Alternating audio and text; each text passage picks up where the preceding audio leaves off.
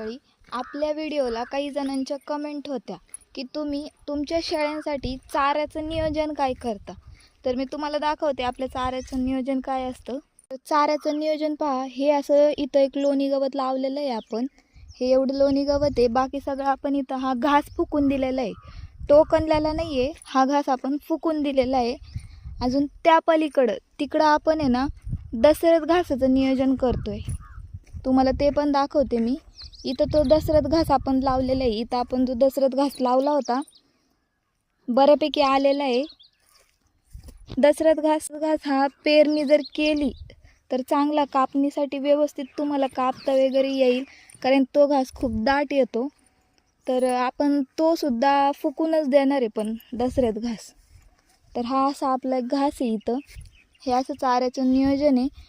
Plus त्या बाजूला आपण काही कुट्टीच्या बॅगा आहेत ना त्या भरून ठेवलेल्या आहेत.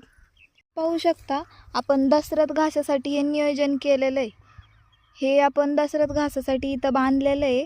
वावर हे दशरथ घासासाठी बांधलं आहे. इथं आपण हा दशरथ घास असा फुकून देणार आहे एवढ्यामध्ये. तर आपण अजून एक असं हे नियोजन करतो.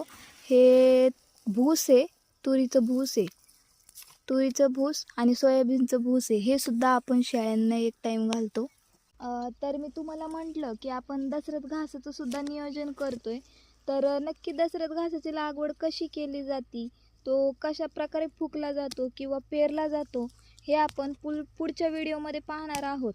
तर नक्की आपल्या चॅनलला तुम्ही सबस्क्राईब करा. आणि ज्यांना कुणाला लागवड करायची असेल किंवा काय, तर तुम्ही नक्की कमेंट सेक्शनमध्ये विचारू शकता.